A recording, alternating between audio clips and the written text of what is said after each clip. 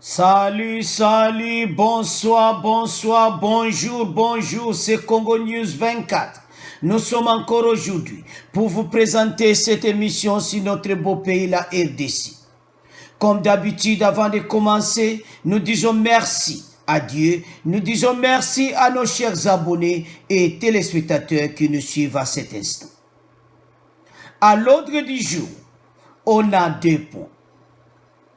Le premier point, c'est la lutte contre la corruption. Le président de la République, Félix Tshisekedi, a décidé de lutter contre la corruption et il a dit sans relâche. Et puis, deuxième point, c'est l'aide que le président de la République a accordée à un Congolais diaspora en Malaisie. Bandeko, le lotoko solo la 2 points bandeko. Premier point, ils allaient lutter contre la corruption. Le président a décidé à lutter la corruption sans relâche. Et puis deuxième point, toko solo la misala où le président de la République a sala partout dans le monde pour les Congolais. Même aux zana coin monde, président oya kusunga yosoko keleli. Asungi ndeko pe ya Malaisie. To wane za deuxième point bandeko. Beaucoup landa extrait, il y a message oyo et pesa melindeni présent azakui de bandeko partout. Alors, to bandana premier point bandeko. Le président a dit va lutter sans relâche. Quelle que soit votre fonction dans l'État ou bien vous êtes ministre, la lutte contre la corruption, mutu nyonso, ce qui va juger, donc aux un problème sérieux. Le président de la République a dit le recouvrement des biens publics. Donc, ba bien nyonso bato bozoma bazana liste wa o nyonso to timno ba photo wana. Bakolanda bango.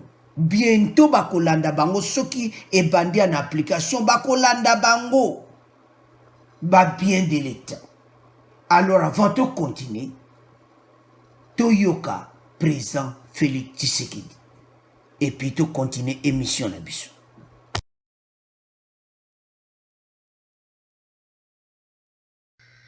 Placé sous le thème vers l'élaboration d'une position africaine commune sur le recouvrement des avoirs, c'est pour moi un insigne honneur de prendre la parole devant votre auguste assemblée pour, une fois de plus, rappeler mon indéfectible engagement à lutter avec hargne et sans relâche contre la corruption et les actes infractionnels qui lui sont voisins.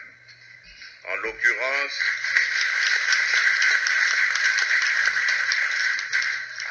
la concussion, le détournement des deniers publics, le favoritisme, le clientélisme, etc. En effet, dans notre pays, la corruption est un phénomène qu'on ne présente plus. Elle se présente sous des formes multiples. On parle notamment de petites et de grandes corruptions. Elle touche de nombreux secteurs, qu'ils soient publics ou privés.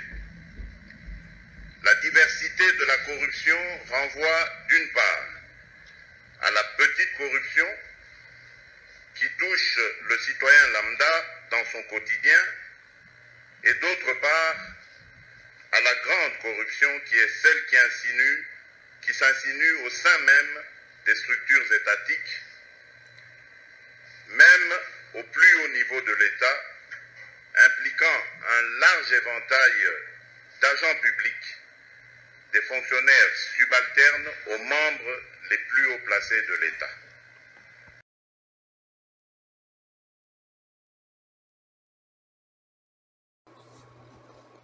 Alors bandeko bolandi président donc eza clair. Et puis na journée wana wa lutte contre la corruption ba ambassadeur bazalaki bozomona ambassadeur américain wana pe amonani na caméra.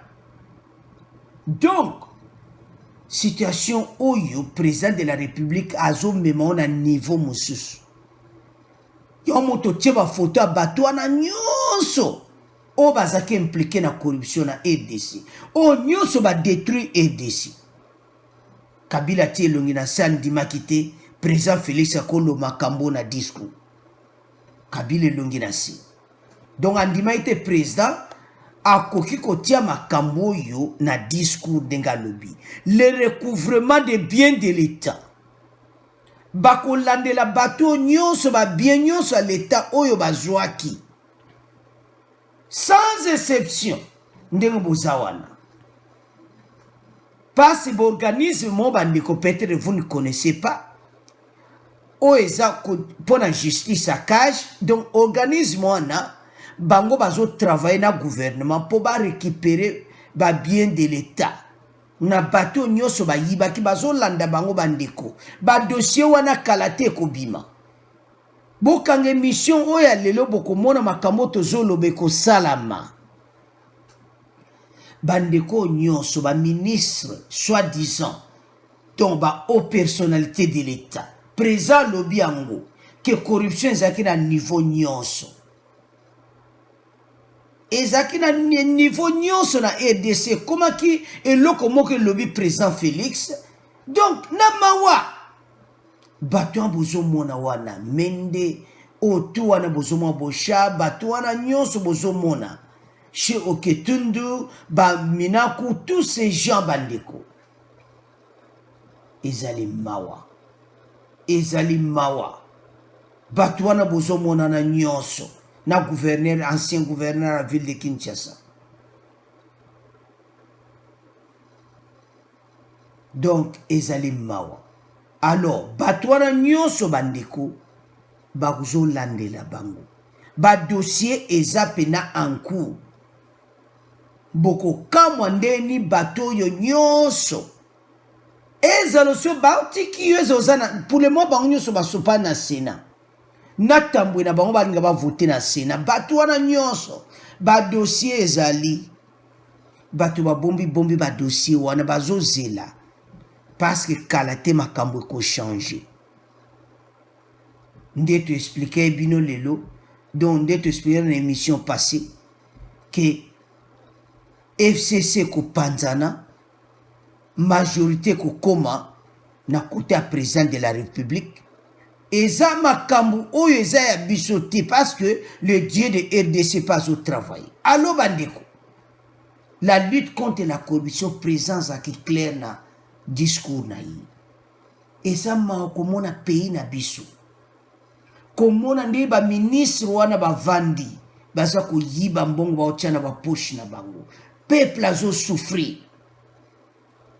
Président de la République a bandi à zéro bambon nyonso azozwa mikolo yango azosala ba travaux wana bandeko bozoma ke président de la République azolanda partout bomoni azo construire sorte de mouton na Kinshasa banzele zabe banzela moko lokola ba pays développé mais ben individu mususu o tozolanda mena eza pe na réseaux sociaux ba yibi mbongo sorte de mouton bato wana nyonso bakozala donc bakokanga bango ifu batia bango pena donc nayebi te punition nini président Félix akobimisa bayokana na parlement mpona makambo oyo ke motu soki bakangi yo na corruption ifu batia yo na prison moko ya molai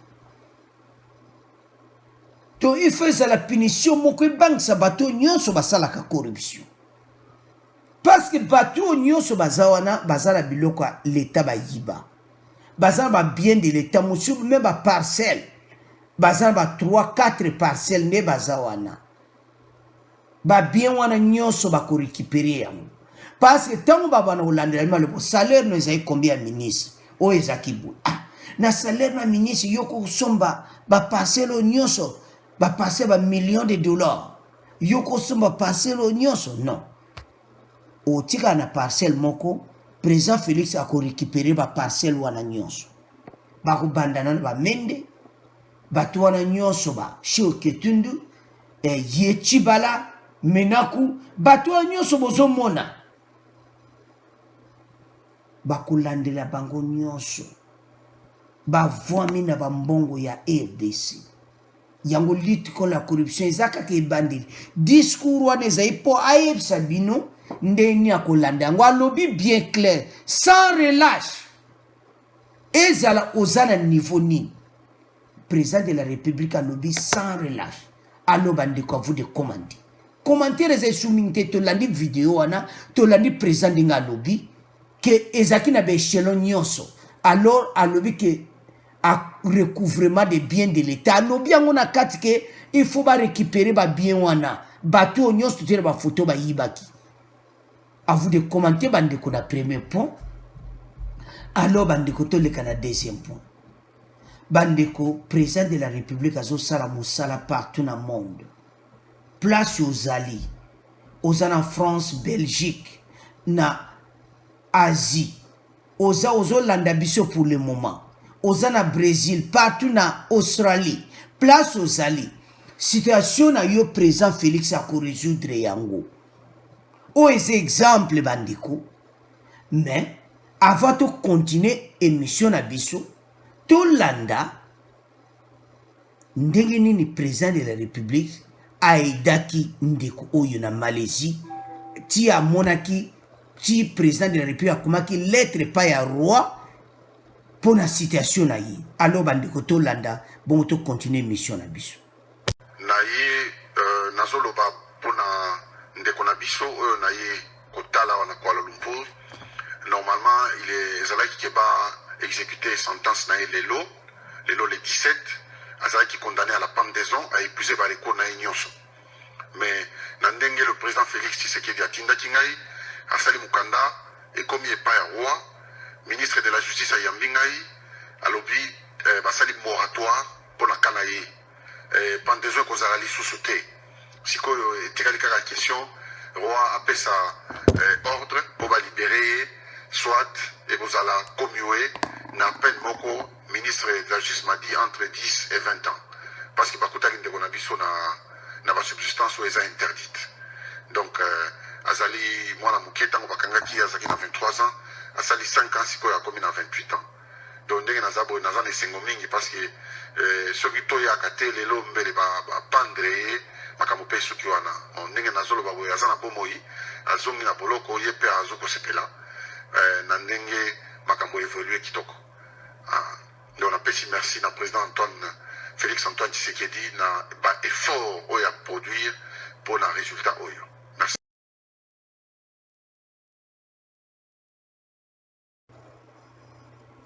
Alors bandeko bouto yoka wana ndenge nini ndeko wana alobi ete président Félix azo sala musala moko ya kosakana te bandeko azako sunga il est en train d'aider tout le monde. Même si vous êtes au diaspora, même si dans un coin du monde, aux isolés, votre président est là. Le président de la République a aidé tout le monde. Bandeko, t'as la démarche oyo. Ndeko oyo bakangaki na ndembo landi wana na audio, bakangaki na biloko mabe, alors na Malaisie so bakangi na biloko wana, il faut pendre yo. Mais président tali mwana mboka bakoko pendre eti. Lokola biso makamwana pende zalakati. Alors président de la République sali mawa. Atindi mutu bandeko kokene Malaisie. Atindi mutu bandeko avec ma lettre écrite par le président de la République. Bakope sona roi ya Malaisie. Na Kuala Lumpur. Bandeko taba komi na Malaisie bandeko. Roi ya Malaisie a dû lettre à présent Antoine Félix Tshisekedi.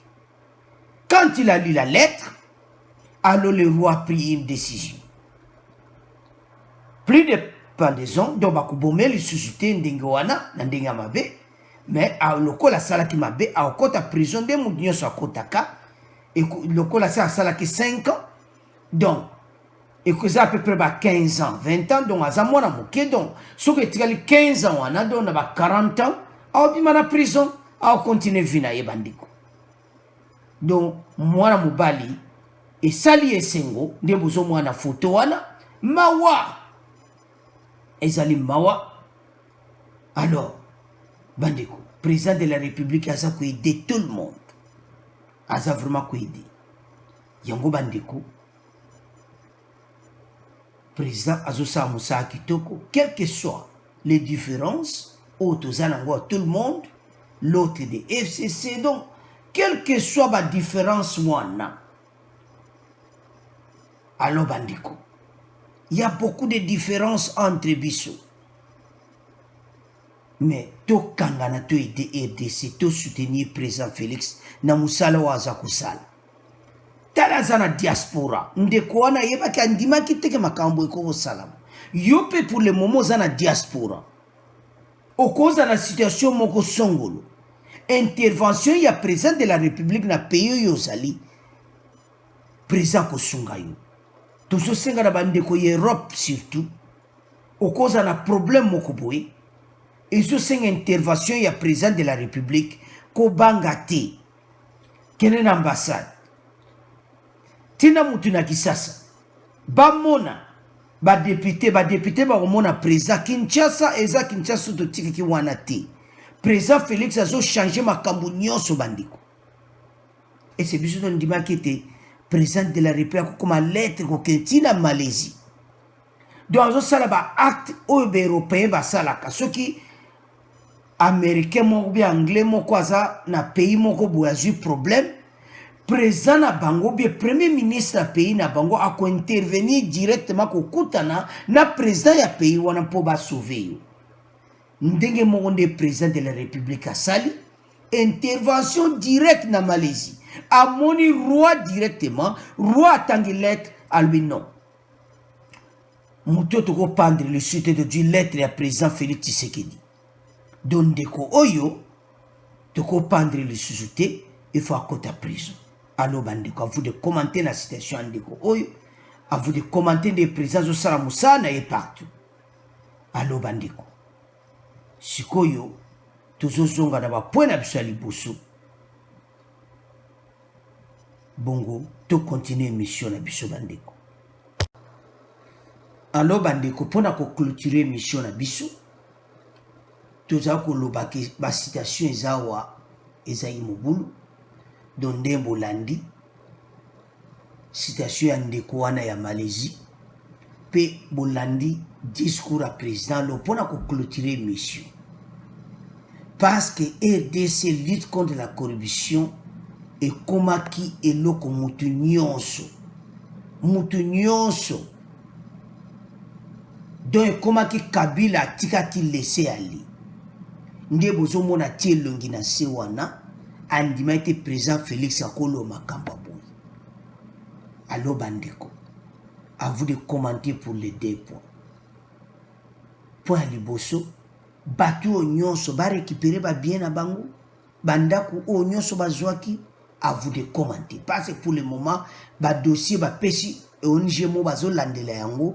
Et puis bazo landa pena ba dossier nyonso ya batu o nyonso bozo mona wana nyonso de tina liste. Bao landela ba baze belé moi to tia ba photo nyonso ezate mais to tia ba opena ba laka en tête à corruption na ba photo allo bazo landela bango à vous de commenter et puis pour ndeko Malaisie à vous de commenter. Au revoir, à la prochaine.